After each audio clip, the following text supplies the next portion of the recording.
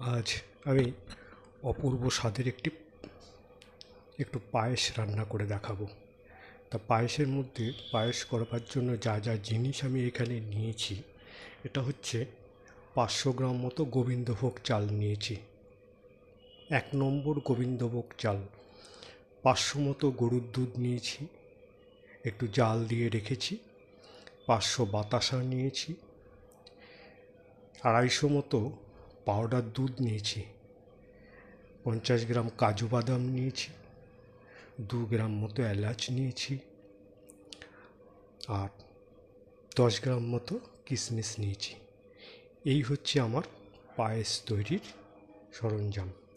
আমি সুন্দর একটা পায়েস রান্না করে দেখাবো, ঠিক আছে? তাহলে আসা যাক। আমি এখানে 500 গোবিন্দভোগ চালের সঙ্গে 250 মতো জল দিয়ে একটু ভাতটাকে একটু নরম করে নিয়েছি, গোবিন্দভোগ চালটাকে। তার মধ্যে 7-8টা মতো এলাচ ভেঙে দিয়ে দিয়েছি।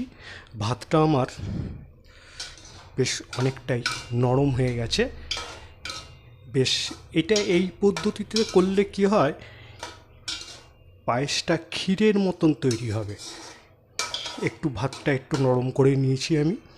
এর মধ্যে এইবারে দুধ ঢেলবো। তার আগে এই পাউডার দুধটাকে আমি এইভাবে গরম জল দিয়ে গুলে নিয়েছি, ঠিক আছে? এই পাউডার দুধ আর এই গরুর দুধ, এই দুটোকে ঢেলে দেবো আগে, ঠিক আছে? তাহলে ঢালা যাক। এই দুটো দুধই আমি ঢেলে দিয়েছি এর মধ্যে, ঠিক আছে? এইবার আমি এর মধ্যে কাজু বাদামটা দিয়ে দেবো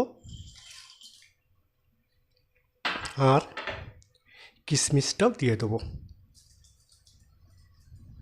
এই সব দিয়ে এবার একটু সময় নিয়ে একে রান্না করতে হবে। হ্যাঁ, বাতাসাটা একটু পরে দেবো, এই মুহূর্তে দেবো না। আগে 2-3টে ফোঁটন দেবে, তারপরে আমি বাতাসা দেবো, ঠিক আছে? তাহলে রান্না হতে থাকুক।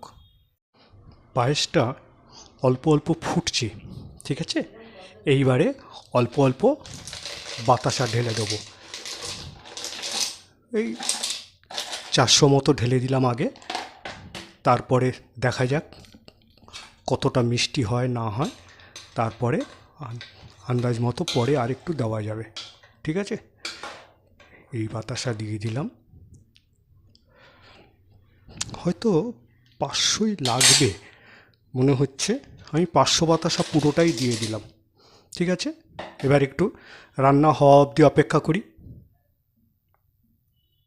এই হচ্ছে গোবিন্দভোগ চালের পায়েস রেডি হয়ে গেছে, একেবারে ক্ষীরের মতন। অপূর্ব টেস্ট, অপূর্ব।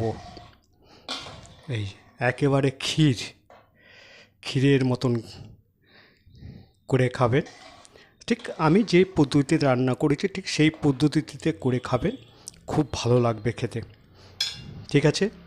ধন্যবাদ।